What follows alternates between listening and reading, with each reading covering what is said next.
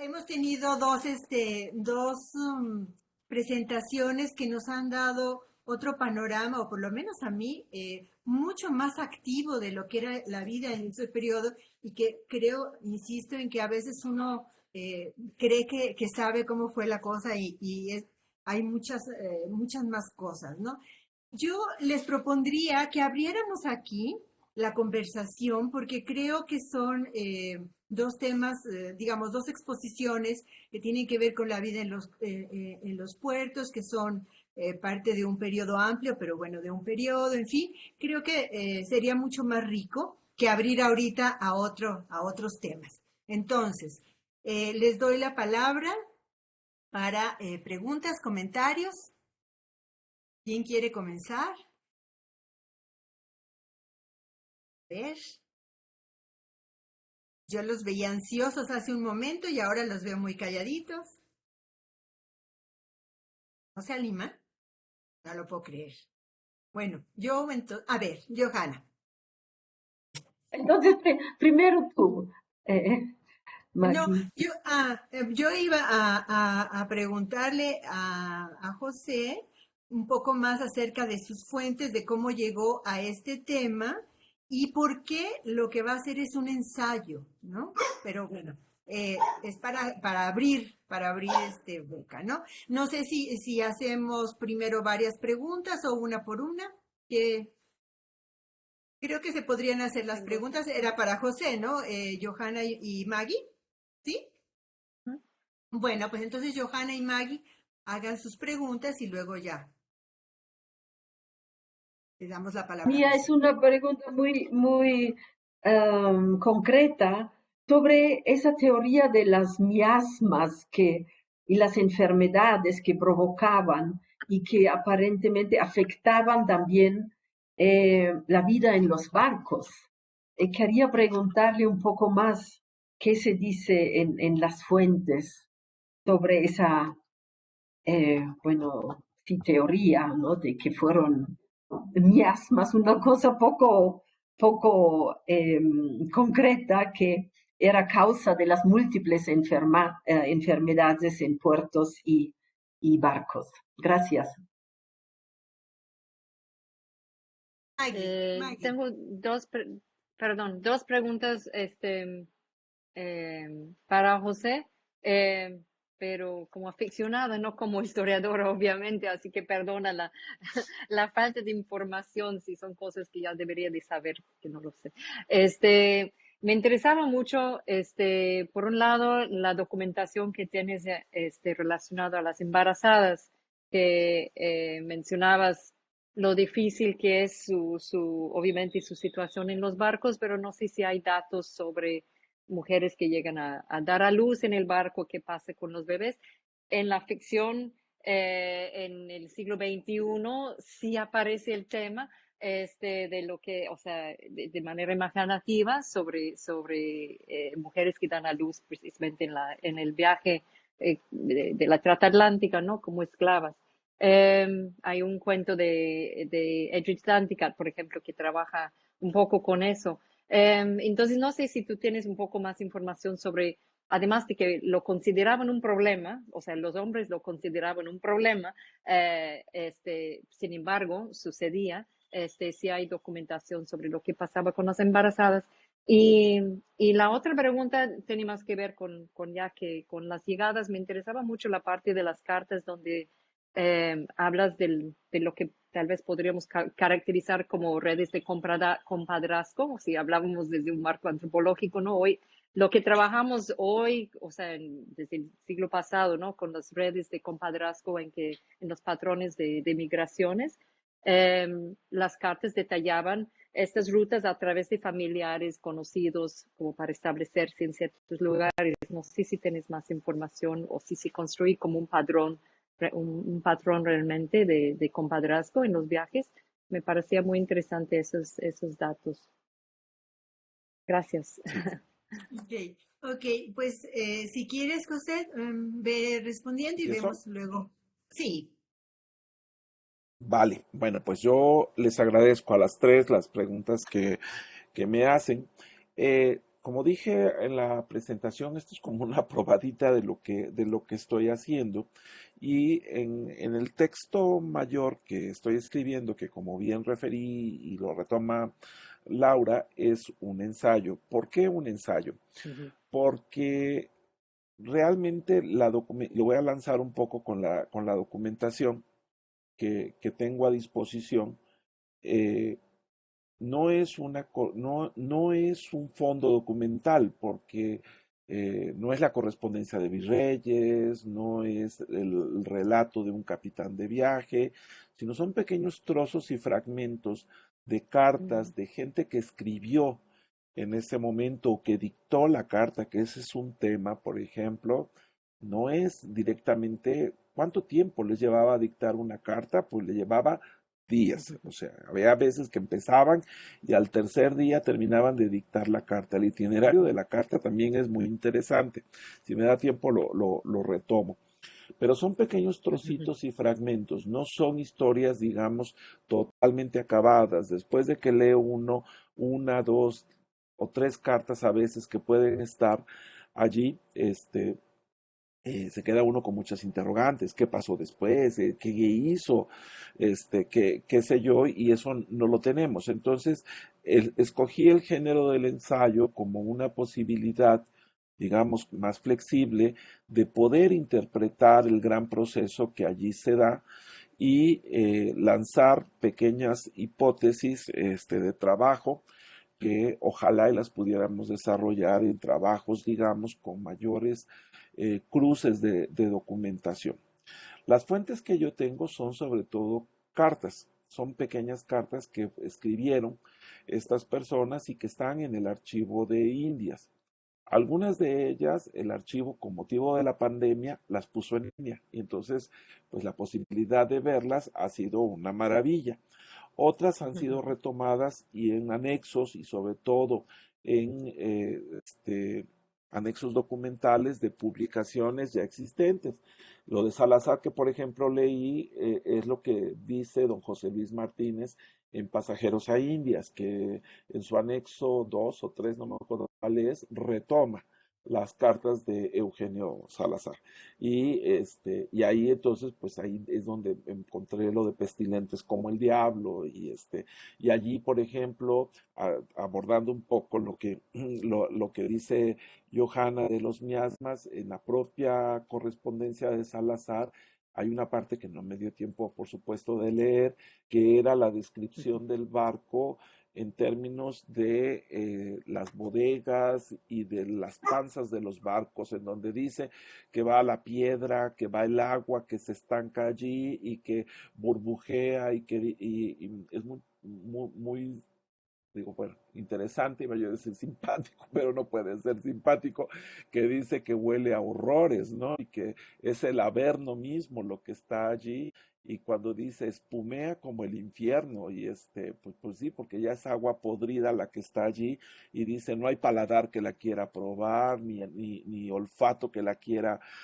oler, y lo que empiezan a hablar, justamente como dice Johanna, es esta cosa del olor, de la percepción del olor, que el barco huele mal. No hay barco que no huela bien, todos huelen muy mal, y se dan cuenta que el barco es insalubre en esencia, que se propician enfermedades, que se pudre la comida, que hay chinches, que hay ratas, que hay piojos, se dan epidemias de piojos, por ejemplo, en algunos relatos. Y claro, lo asocian al mal olor y dicen es el olor, la teoría miasmática que va a ser desarrollada en tiempos posteriores, habla de que es el olor el causante de las enfermedades y de la peste en específico, ¿no? Y entonces eso va a llevar, sobre todo en el siglo XVIII, a que se combata a partir de la reedificación de los espacios, de la ampliación, de que circule el aire, pero ya desde el siglo XVI comienzan a hablar de los olores eh, eh, como elemento que propicia las enfermedades y el barco como un escenario natural de mal olor, de pestilencia, propicio para que se enfermen y verdaderamente, pues sí, ahí se dan enfermedades que se contagian entre sí, que hoy día o a la luz del tiempo se sabe por qué se contagiaron, pero en aquel momento no se sabía, ¿no? El escorbuto, por ejemplo, pues no se contagia, pero pues se convierte como en una sensación de epidemia porque todos están, digamos, consumiendo más o menos lo mismo, ya no consumen vitamina C y por lo tanto, pues empiezan a desarrollar los síntomas del escorbuto. En alguna parte del trabajo, digo, pues van sangradores, van cirujanos, pero muy poco pueden hacer por la población que va en los barcos, les dan lo que sabían que tenían que darles y que tenían a disposición. Entre ellos, la farmacia en los barcos quizás se comienza a desarrollar, sí, desde muy temprano, aunque es hasta el siglo XVIII, en donde la farmacia en los barcos tiene mayor apogeo. Y con lo poquito que tienen es que van medio atendiendo lo que lo que se les va presentando, pero no logran.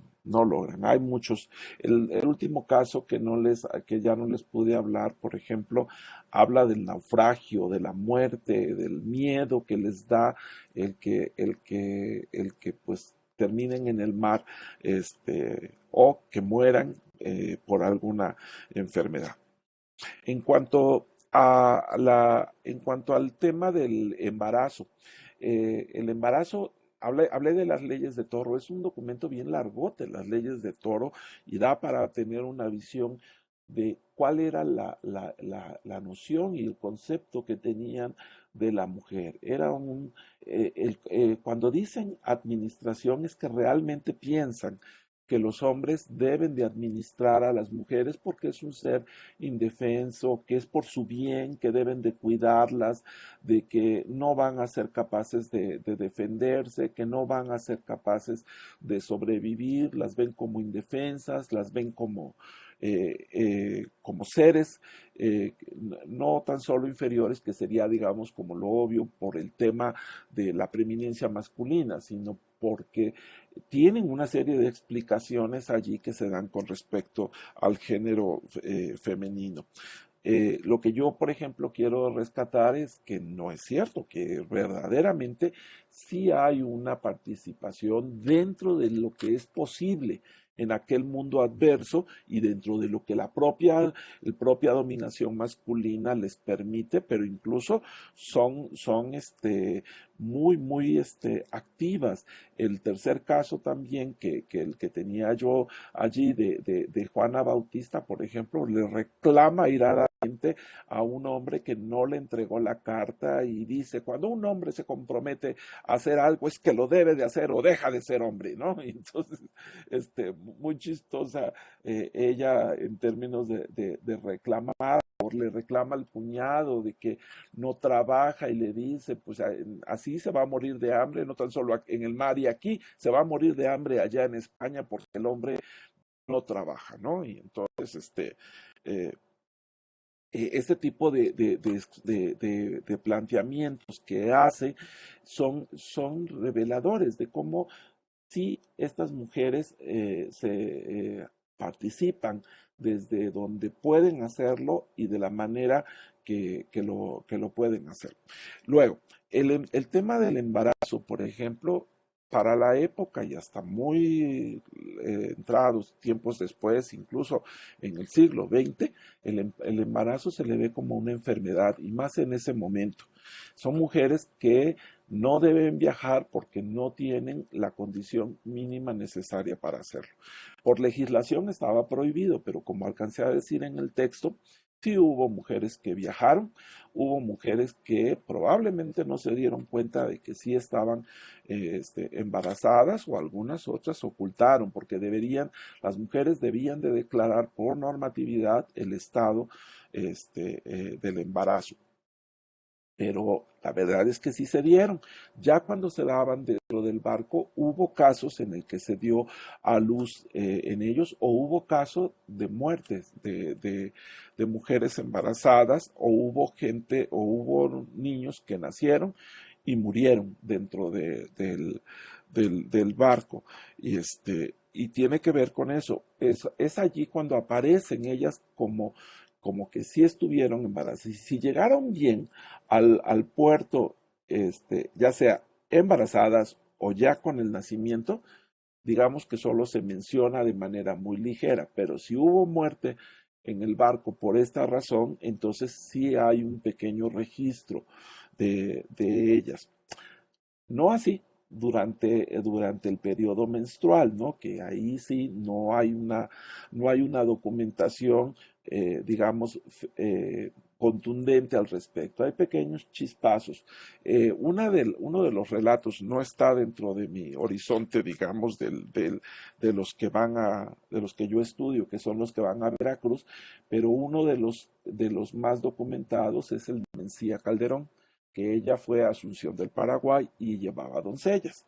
Y una de las partes que ella le dedica es justamente cuando esas doncellas empezaron por los periodos menstruales, y sobre todo se va a dedicar a esa parte, no tanto por el hecho en sí de la menstruación, sino porque se genera una enfermedad, digamos, compartida de infección de las doncellas a partir de que lavaron los lienzos, metiéndolos en unas rejas que los sumergieron en el mar para que la corriente marina los lavara, y los secaron en bodegas. Uno, la sal, y dos, la humedad en la que se secaron propiciaron que las doncellas comenzaran a presentar infecciones. Y es allí cuando reportan por qué fue que se infectaron las doncellas, y sale a la luz que era porque hicieron esto con los lienzos, ¿no?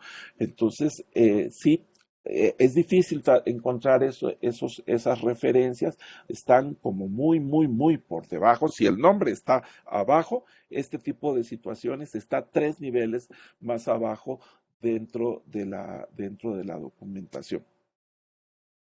Luego, el tema de las redes que se comienzan a dar en ellos. Sobre todo hay dos tipos de caracterización que podemos entender: las redes familiares y de paisanaje. Esas dos son como muy claras. Es el que ya llegó, hombre o mujer, pero en mi caso el que yo trabajo son las mujeres, cómo se conectan con las otras o los otros para que vengan. A mí lo que me interesa de manera particular es esa visión de una transición y de un riesgo necesario para poder sobrevivir. Por supuesto que como es gente que no está encumbrada, lo que primero que ven es que en España se están muriendo y que tienen muchas penurias, y que la forma de salvar esas penurias es que consigan la autorización de viaje, en algunos casos, como sea, como en el caso que les compartí, y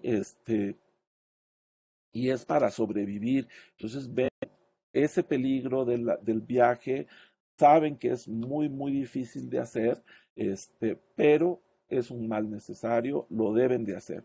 Incluso hay dos cosas que ya no alcancé a exponerles, pero que en mi texto de ensayo está, que es el registro de la memoria asociada también al olvido, a partir de que, pues sí, lo vivimos, fue muy difícil, no hay que hablar más de él, ¿no?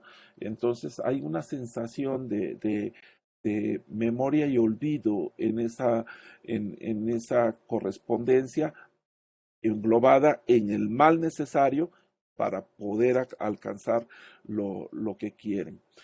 Sí, también vienen, digamos, hay lazos de compadrazgo, pero yo veo en principios los lazos de familia, los de paisanaje, y creo que ahí están también los de compadrazgo. Por lo pronto aquí lo dejo para dar paso a los demás. Ok, bueno, quizás hacemos ronda más para hablar con José. Juan Manuel está con una pregunta. No sé si la quieras formular tú, Juan. Gracias, Laura. Simplemente preguntarle a Pepe, ¿cuál era el papel de las autoridades en estos trámites de viaje? ¿Realmente había una figura de que impusiera la ley o la autoridad era ausente o eran negligentes? Ajá. ¿Alguien más Bueno, ahorita para José? Espera. ¿Alguien más para José o no? Bueno, entonces tú, José. bueno, gracias Juan. Eh, Debo de decir dos cosas. Había autoridades, como mencioné en el trabajo, la participación de la Casa de Contratación es fundamental. Esa es una institución que se convierte muy fuerte en todo este proceso del mundo atlántico. Quizá no la conocen todos, pero saben que es esa institución la que rige todo, la que deben de decir quién viaja, con cuándo viaja, cómo viaja, este, eh, eh, por ejemplo, pues a Miguel de Cervantes le negó, no sé, creo que 3 o 4 veces el viaje, ¿no? Quizá uno de los más famosos, pero sí era una institución que regía el tema de quiénes viajaban y todo esto a partir de la legislación que está expresada en todas el cedulario que hay. Lo más interesante es que, y creo que eso es algo que siempre sucede, surge la ley, pero también surge la forma de evadirla, ¿no?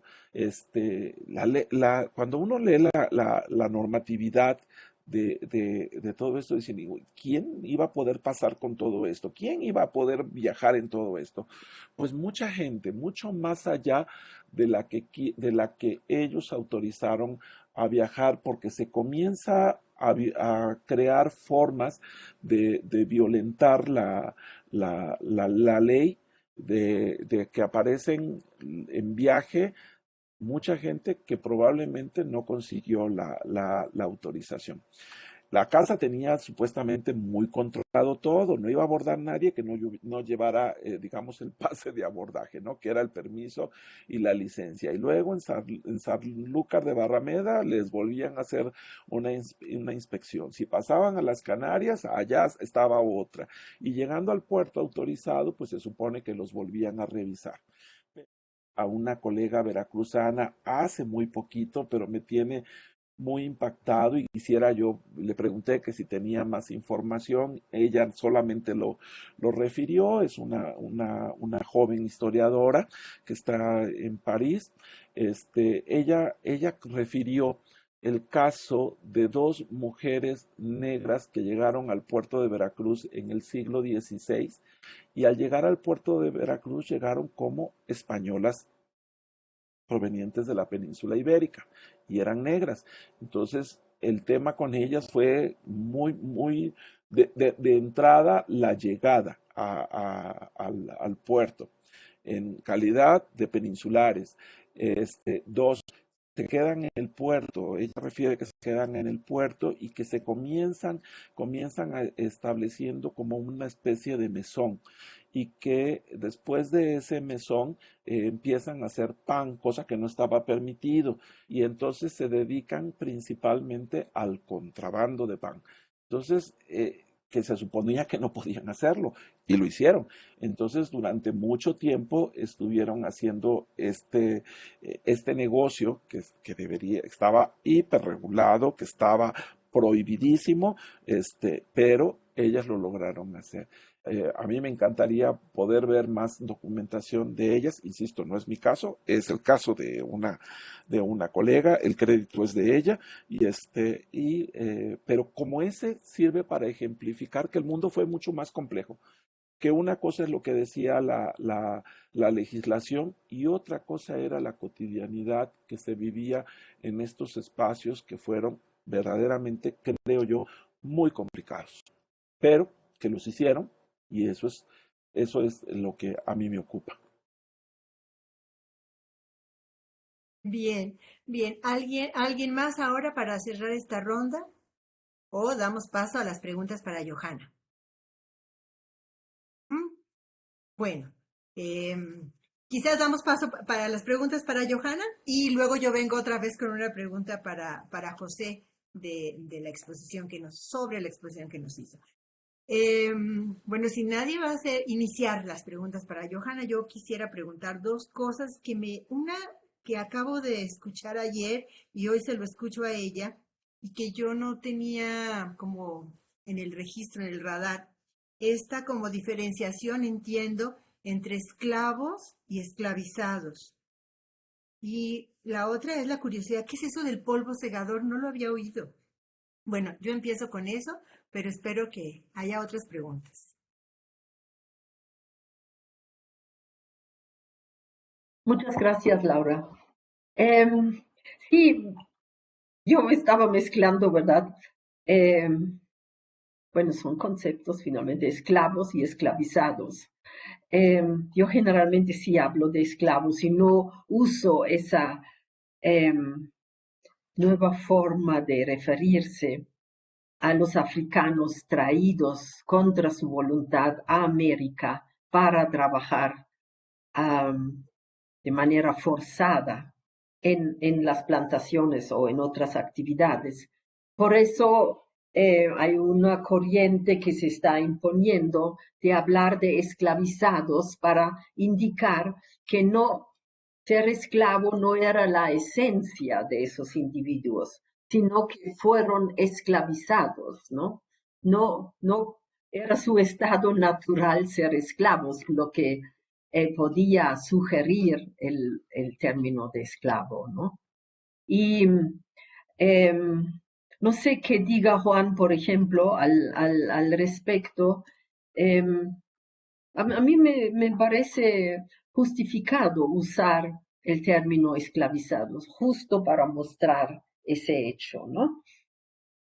El polvo segador en Puerto Príncipe se refiere a que las calles no estaban pavimentadas y entonces había muchísimo polvo, sobre todo en época de sequía, ¿no? Y era terrible caminar por esas calles, ¿no?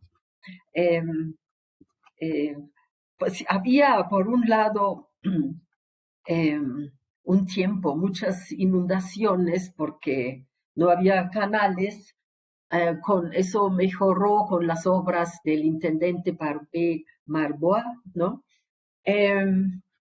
Pero, de hecho, el tema de la pavimentación no se resolvió. Y sobre todo en esos años revolucionarios que hubo tantos incendios y destrucciones de las ciudades, menos se iban a hacer obras para mejorar, digamos, la vida en las ciudades, ¿no? La calidad de vida en las ciudades.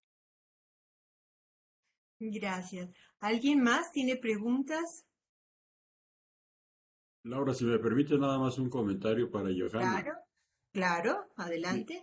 Johanna, yo creo que el término esclavizados depende de quién y cuándo lo esté usando. Yo en lo personal preferiría, refiriéndome a la reconstrucción histórica de un evento, preferiría utilizar el término usado en la época, porque tienes razón, el término esclavizados le da otra connotación a la persona que se ve obligada a una situación bajo la cual no nació, pero también nos trae el problema de la actualidad de la interpretación histórica.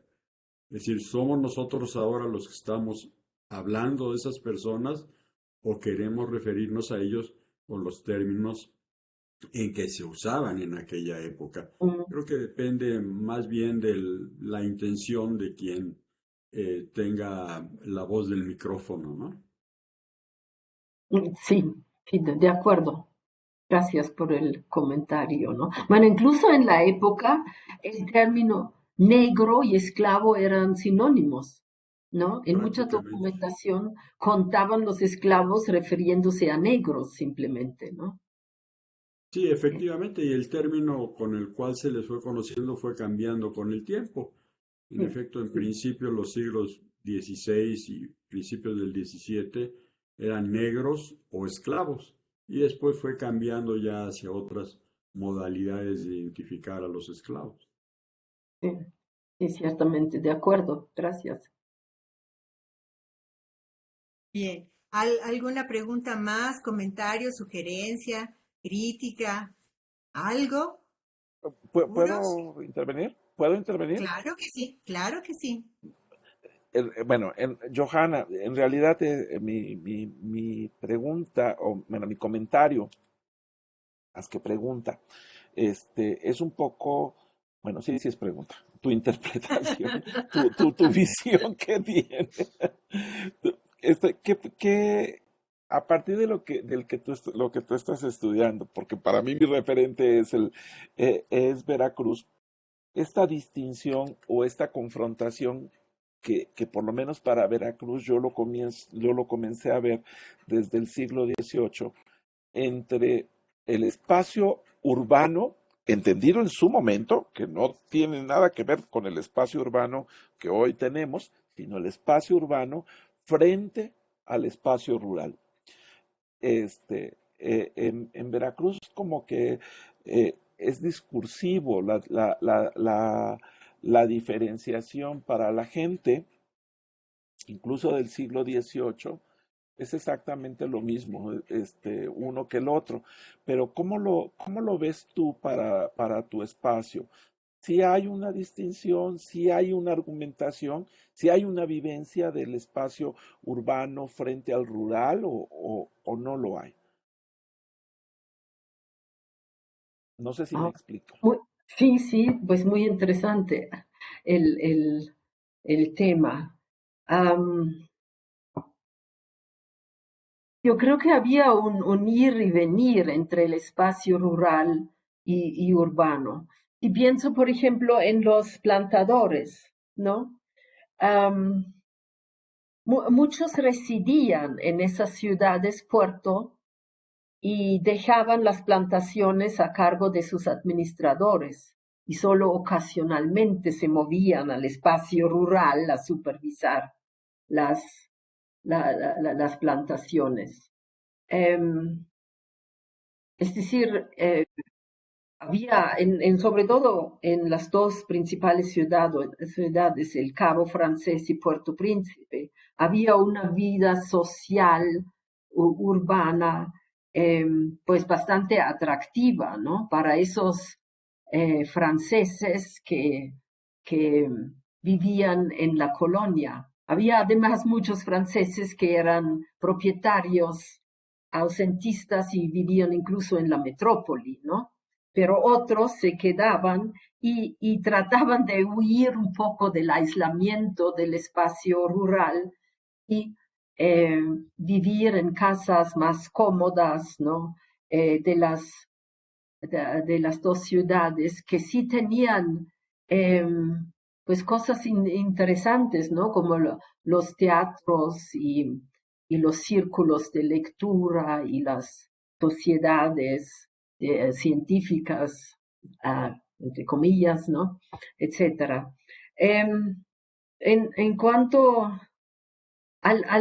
si pienso en los esclavos, por ejemplo, que de hecho tenían frecuentemente jardines donde cultivaban, se llamaba jardines, pero eran pequeñas parcelas, donde cultivaban frutos, vegetales y frutas que podían vender en los mercados cercanos.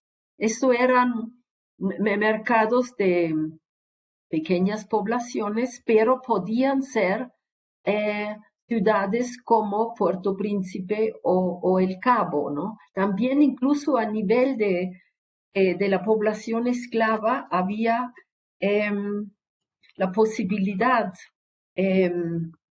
de moverse a las ciudades los domingos, ¿no? En los días libres para vender sus productos y adquirir alguna mercancía, ¿no? Alguna ropa, alguna joya para las mujeres, etcétera. Entonces, no estaba estrictamente separado el espacio rural del urbano, tengo yo la impresión. No sé si más o menos contesté. Sí, sí, muchísimas gracias. Me das mucha Perdón, luz al respecto. Pepe, perdón, Laura, ¿puedo? Un comentario con respecto a al comentario de Pepe.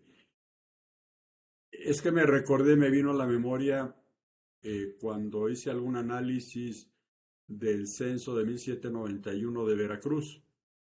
Y me recuerdo bien que ahí la muralla delimitaba muy bien el espacio urbano y en el censo y en los mapas que yo vi de aquella época, en los alrededores de la muralla había plantaciones. No quiero decir plantaciones formalmente en el sentido de las Oye, hay que plantaciones vivir la vida, hay azucareras, que yo no bebo pero sí, tanto,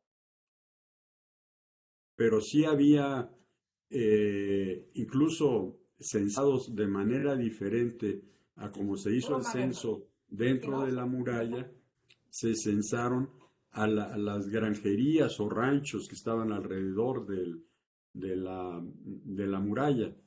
Es decir, como que sí había dentro de la concepción del espacio por parte de las autoridades una diferencia entre lo que se vivía dentro de la ciudad y lo que se vivía fuera de la ciudad, o fuera de la muralla, quiero decir.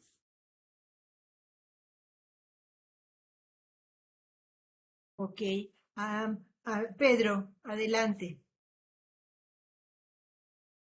Bueno, esto se escucha. Sí, muy bien. Sí. Bueno, esto primero saludos a todas, a todos y a todes. Esto con relación a este asunto, ¿verdad? De la relación entre el pueblo y el campo, que es un tema que a mí me parece fascinante. Esto, yo creo que todavía en el siglo XIX, y más en muchos lugares todavía en el siglo XX, ese, esa división categórica entre ciudad y campo era casi metafórica. Esto, para no ir muy lejos, ¿verdad? En Santo Domingo, en el siglo XVIII y todavía en el siglo XIX, en las principales ciudades, en Santiago, de los Caballeros, en el interior, y en la ciudad capital, en Santo Domingo, esto, pues había cultivos dentro de la ciudad, aunque fuera en relativamente pequeña escala. Esto había animales, criaban animales, esto circulaban en ciertos lugares más o menos libremente. Mucha de la población que aparecía durante el día en esos lugares era una población fundamentalmente rural, eh, que vivía relativamente cerca, que llevaban sus productos, esto, y que bueno, ya se iban en la tarde, ¿no? En la noche, y que entonces pues se iban a dormir a sus casas y posiblemente muchos regresaban al día siguiente. Entonces, esa separación categórica entre la ciudad y el campo, pues es una concepción ya mucho más reciente, ¿no? Todavía bajo el Trujillato, por ejemplo, recién llegó Trujillo al poder. Esto, como sabrán ustedes, hubo un huracán muy fuerte que devastó la ciudad capital. Y bueno, una de las primeras grandes obras que hizo Trujillo fue la reconstrucción de la capital. Y una de las cosas que se hizo como parte de esa reconstrucción fue sacar de la ciudad a un montón de deambulantes, de campesinos que se establecían, de malvivientes, es decir, todos esos elementos sociales que desde el punto de vista de las clases altas y medias afeaban el entorno urbano. Entonces Trujillo limpió de eso, ¿no? Lo sacó fuera de la ciudad. Esto, y fue en ese sentido un momento clave para remarcar esa separación ya ahora sí mucho más definida, mucho más categórica entre el campo y la ciudad, lo que no quitó de que pues desapareciera esa relación porque era necesaria la presencia campesina, ¿no? Y yo creo, bueno, caso dominicano, que es el que mejor conozco, que en muchos lugares, todavía hoy en la República Dominicana, hace poco, un tiempo atrás, Laura y yo estuvimos visitando La Vega, y ahí el mercado, ¿verdad? Estuvimos caminando y pues uno observa esa gente que está ahí, muchos de ellos son de extracción campesina o son campesinos que llevan sus productos y es la gente que circula por la ciudad en las motoras y demás. Entonces, creo que son procesos y bueno, y mientras uno va a los pueblos más chiquitos, más pequeños, pues uno observa mucho más esa presencia. En México todavía me parece que eso es muy palpable, muy, muy visible en muchísimos lugares, ¿no? Entonces, no debemos pensar en esas categorías así tan definidas. Incluso mucha gente de estas que viven en el campo, que van a la ciudad, pues a vender productos o a lo que sea, ¿no? A hacer gestiones, a buscar servicios, las razones pueden ser múltiples y diversas, pero prefieren seguir viviendo en el campo por las razones que sean, ¿no? Porque les gusta más, porque, bueno, no sé, múltiples factores. Eso era todo. Gracias. Muy bien, gracias. ¿Alguien más? ¿Comentarios? ¿No? Porque yo todavía tengo una pregunta para José. Bueno, no pudimos o no escuchamos el tercer caso, pero a mí me gustaría un poco como preguntarle a José, ¿por qué escogiste estos tres casos? ¿Qué te da cada uno de ellos? ¿Qué encuentras en cada uno de ellos? Y el del caso de Isabel Núñez me pareció muy interesante porque parece una mujer muy activa, es una mulata, dices tú, y no me queda claro como esa agencia de dónde le viene, o sea, en qué está basada, qué es lo que le permite ser tan activa y poder tomar decisiones y acciones, ¿no?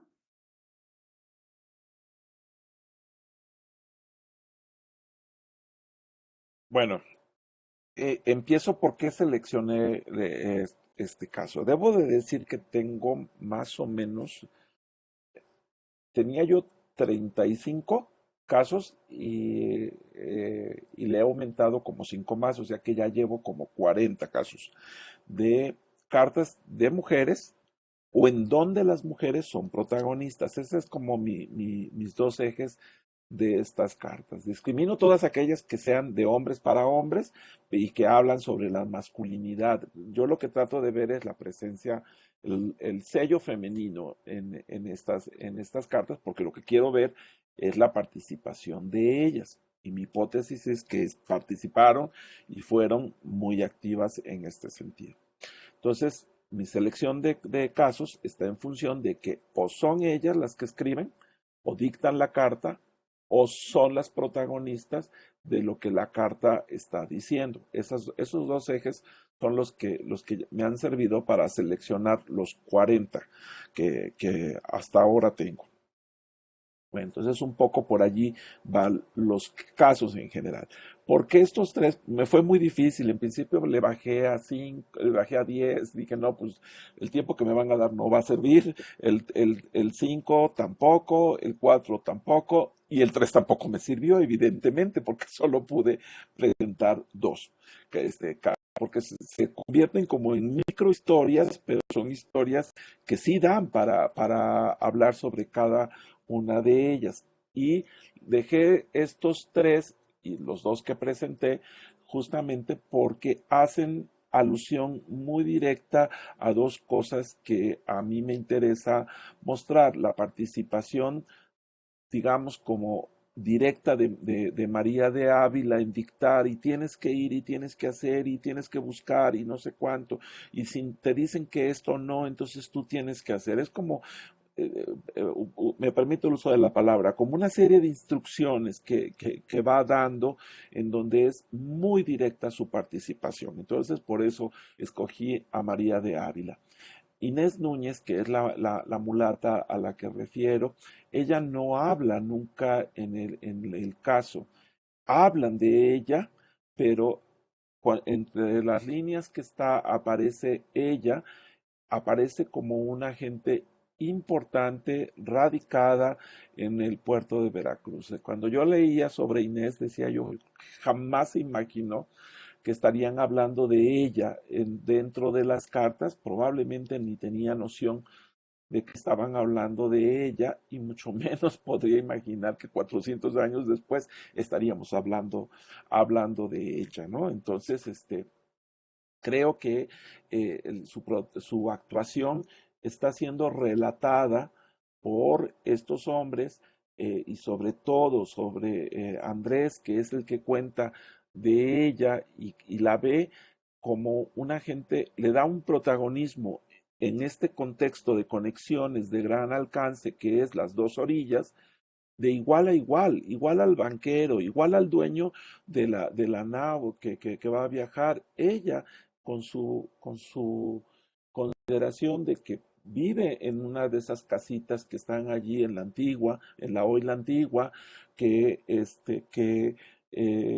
hay que buscarla, que ahí hay que hospedarse con ella, tiene la equipara con el banquero sevillano, la equipara con el dueño del barco en Sevilla para poder articular el circuito de viaje. Inés es una pieza fundamental en el engranaje de viaje que está allí. Él le debe la vida y por lo menos así lo dice. Debió tener un viaje transatlántico, él muy complicado. Debió llegar, como muchos llegaban, con alimentación muy precaria, con infecciones. Y él dice que ella la salvó, que ella lo salvó.